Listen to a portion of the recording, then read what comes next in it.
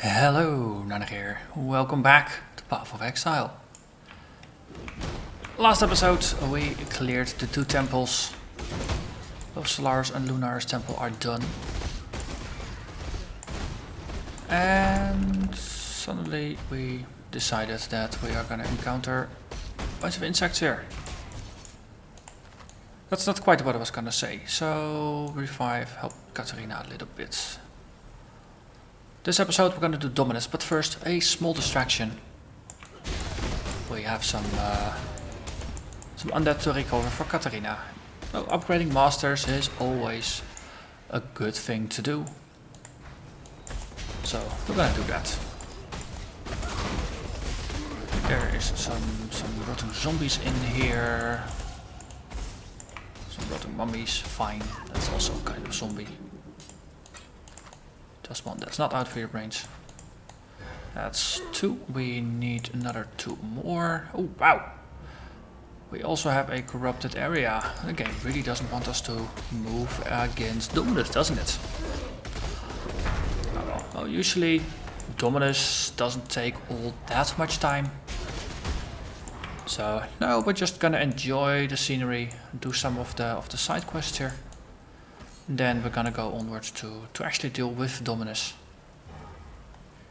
And probably walk to the Act 4 town. And that's probably gonna be enough for this episode.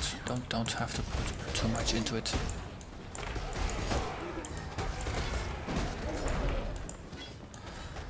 So ended up that one of the amulets that we found last time was actually pretty decent. This one, it has a bunch of intelligence and dex, which was good. Resistance is a nice bonus, and 6 to 10 physical damage. Because we're boosting our attack damage by quite a bit, it's a net increase from 1800 to 2000 DPS. So that's rather nice. So we are gonna increase our life even more, almost at 2000. So just gonna get these undeads back to Katarina. Then we quickly do the Val side area. And then we're gonna go hunt for Dominus. Wait, there's one more. You, get over here. Slowpokes. So they do chaos damage, but because our regen is just so high, doesn't really matter. Okay, so back up here, over there. They have extra cold resistance and they gain endurance charges. Well, good for them. I don't think most mobs are gonna last for 20 seconds. So, not really a big deal.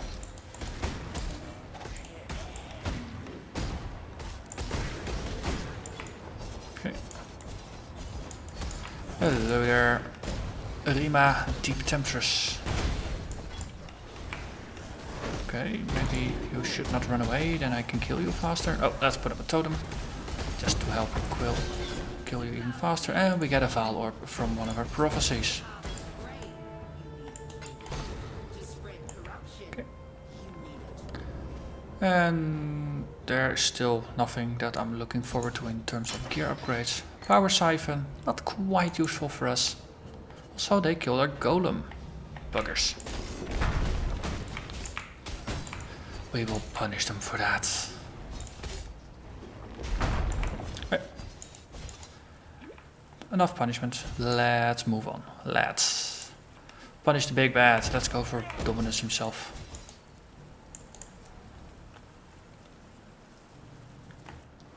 So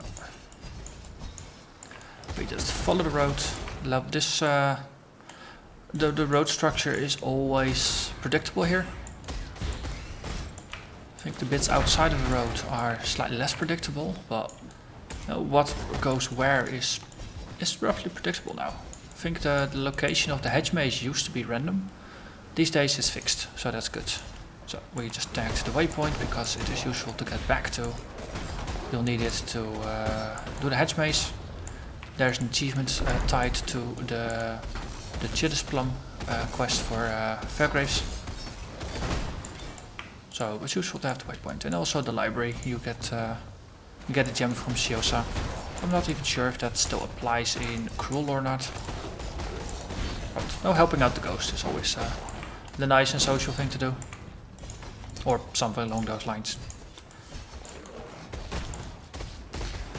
But for now we're just focused on progress.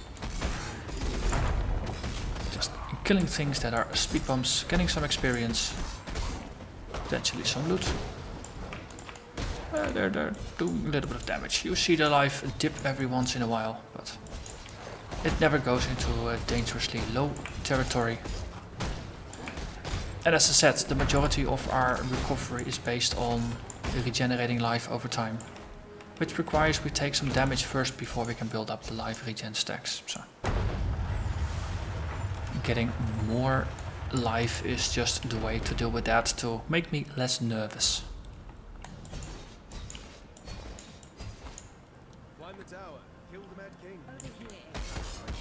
Hello, Tora. This is one of the worst areas to have a Tora mission because there's 4 different levels and you never want to go back for her. But she might decide that the best way to spread out the mobs is to have them all in the final area of this level. Yeah. Oh, she's got a den on the same area. Sure, fine. Doable. Other than that, there will be another opportunity. Also, I'm not playing a bow character, so Tora's master crafting only seems useful for belts. And most of the time with belts you can trade for pretty decent ones.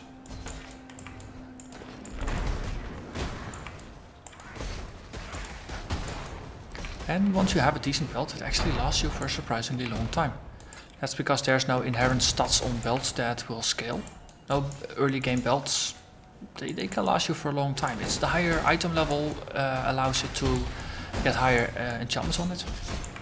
So stronger effects basically. So for that reason it is useful to upgrade your belt every once in a while. You are infected and it looks like this one generated pretty nicely. Just the first bit. Also, just look at the life bulb. It's not really moving a lot. Every once in a while it dips lower and then it just instantly goes back to full.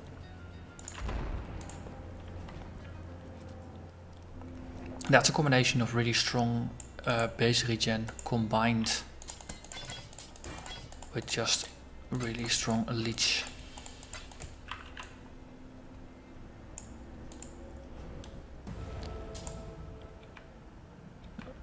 Apex Rapier is nearly the next tier, I think, but it's not quite what I want.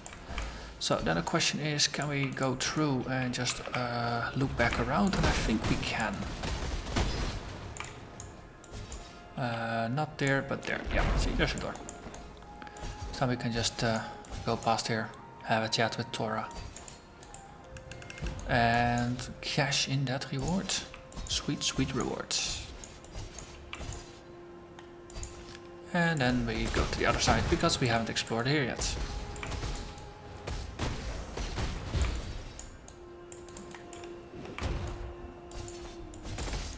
Bunch of spiders. And then the room with the staircase. It's the final room we explore that was left unexplored. Oh, welcoming committee. That's also fine. We can deal with that. We can deal with that. Ooh. Hey there. Increased accuracy and crit chance. Well, fine.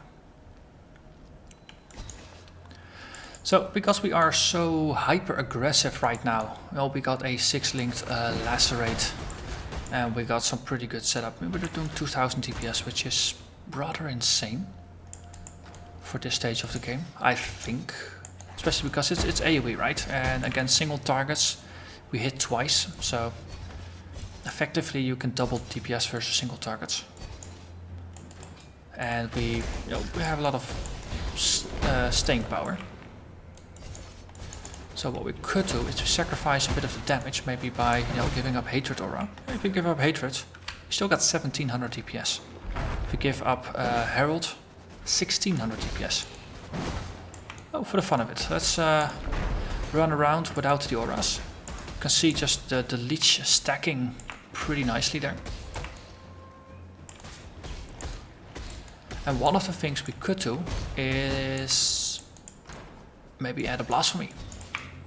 Just do auto cursing with blasphemy. Having Enfeeble on all mobs, meaning they are less likely to hit us, and if they do, they hit for less damage. That's gonna be pretty brilliant. That's gonna be very good for our defensive setup. Less mobs hitting us, that's something I never object to. Also, is there really a gap in here? Yeah, looks like there is.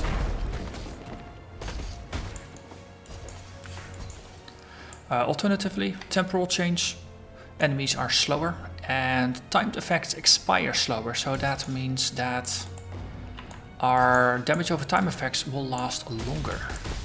And with that, of course, we mean the bleeding and poison that we inflict. But right now, they're not that strong a component of the build yet. That's something that will build up the further we get. And that's simply just a side effect of us being so godly in terms of damage right now. I mean, if you do enough damage to 1 or 2 hit most enemies, then damage over time just doesn't help. Later on, if we get stronger opponents, then damage over time is gonna help and it is gonna stack. Here you notice though the damage over time, and you actually see some of the explosions, the bleeding explosions kick in as well, which is pretty cool. Yeah, but this way you see some of the damage over time just to do its work. But it's still it's just a side effect. But adding some extra auras will help. So I'm gonna put the Herald of Ash back because, well, it's more explosions. I like explosions.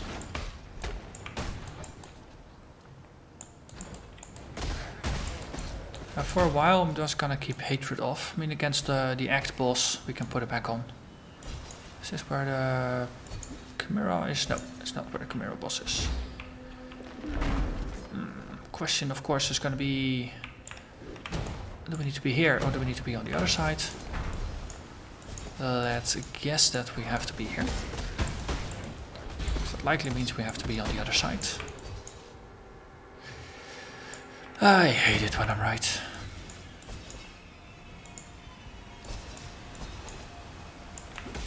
Hello there, statue.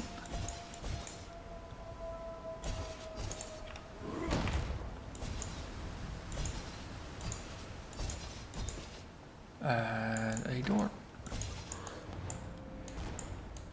You have to be in the bubble to kill them. And there is another staircase.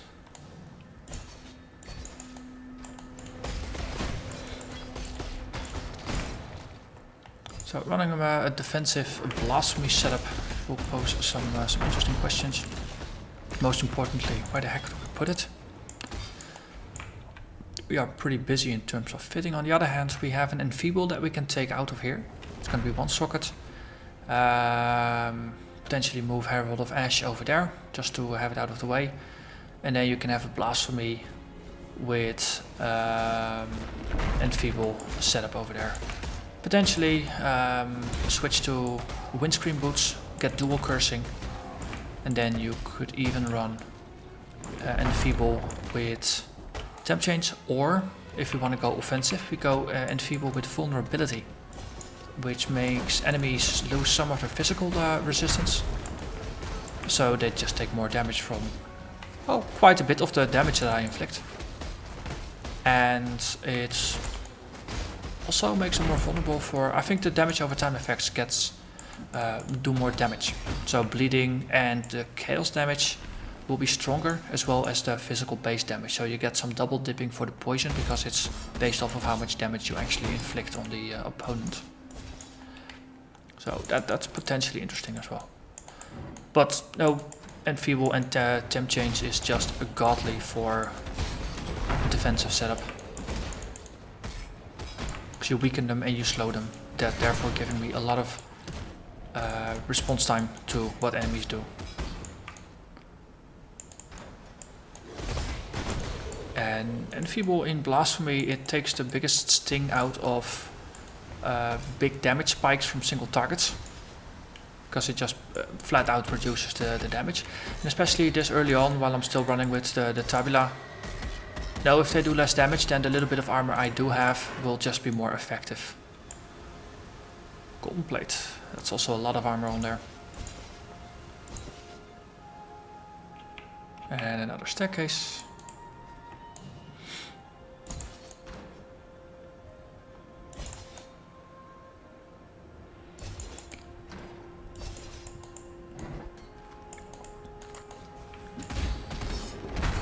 No, I'll do another set of gear overhauls when I complete the mines in Act 4, before doing Calm and Resso and going for the other Act bosses.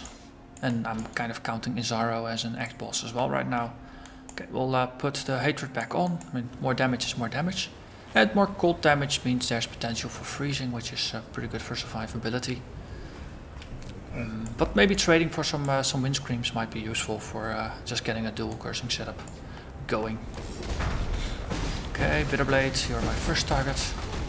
Feeling kind of surrounded here. Let's be prudent and just drink some flasks. Get some more regen up. Get some more armor up. Okay, let's hide items for now. That's gonna make it slightly less confusing. Put my totem back up. You, Tavia. Which health bar do I have to attack? Yes, you, Reaver. Kali the Crazed. Just a bunch of savages. Orcus. Ah, there, yeah. Totem up. One of the nice things about Immortal Call is that it will also give you a brief time where you don't take physical damage. So if you're taking a lot of physical damage, it gives your leech some time to actually heal you. Okay, so the Touch of God actually hurts quite a bit. It's about 1200 points of damage. That's something to consider. I was kind of testing it. Might not have been the wisest thing to do, but now I know. 1200 points of damage with well, a little bit of physical damage reduction, and I got my Fortify up as well, of course. So. But don't do this at home, tanking the Touch of God intentionally. But I do it so you don't have to.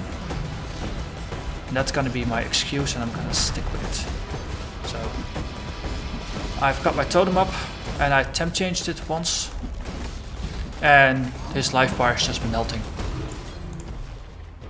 And we got some corrupted blood, but our regen is just vastly superior to whatever he's trying to throw at us. Another temp change. Well, so far so good. Riveted gloves.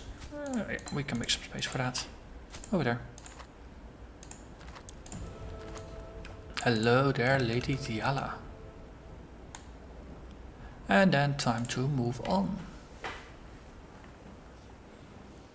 So we have some time, so we're gonna run the aqueducts as well, but first let's empty our pockets. So Dominus, if you pay attention to not get hit by its Touch of God in the first phase of the fight, for this build he's not overly challenging, which I suppose is a very good thing.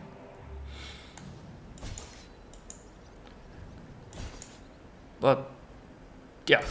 Oh, if we had proper armor, then our physical damage mitigation would have been much higher, and therefore the Touch of God would have hit us for less. And I was not drinking my Granite Flask at the time. I probably should have. Because I don't think the Touch of God, while under the effect of a Granite Flask, I don't think it would have been all that dangerous.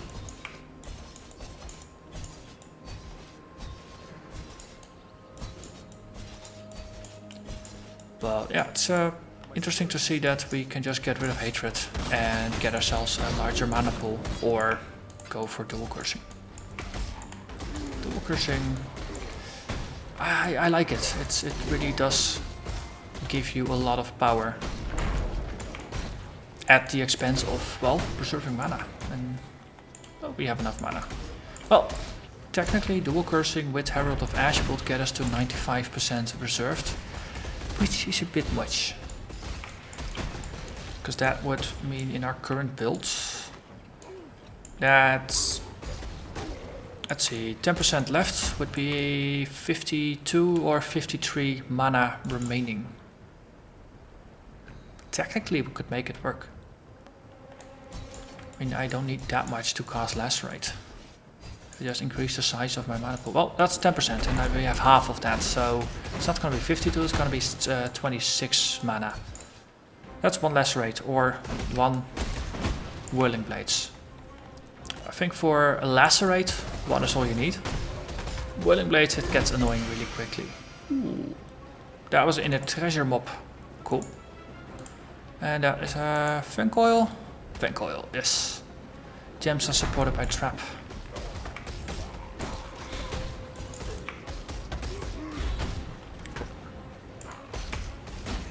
That's one of those rare things that, well, you just have to experience. Okay, let's slow you down a little bit so you're just going to be less annoying.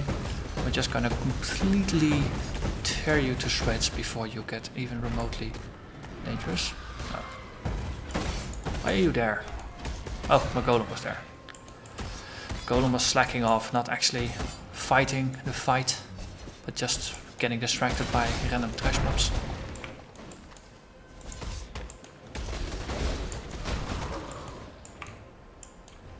So if my mana pool would be 1000, then reserving 95% would mean I would have about 50 mana left.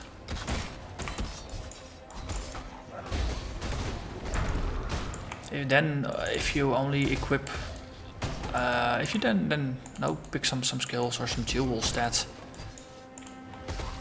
give you a little less reserved mana, or just undo the reserving, so to say, a couple percent is all you need. If you can turn that 5% into 10%, that could seriously work. Until then, am I willing to go without Herald of Ash? Maybe. It's a damage over time effect, and it does get scaled with all the bonuses to damage over time because the burning. So it is pretty good in that regard. Let's put this in and that in.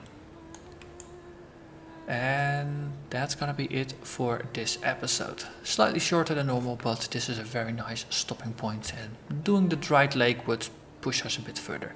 So next episode is gonna be Dried Lake and the Mines. Yeah, it's gonna be Dried Lake and the Mines, and if it goes really quickly we might tack on Calm as well. Not entirely sure of that, but we'll see about that for now. So, gonna thank you very much for watching, and I'll see you again next time. Bye bye.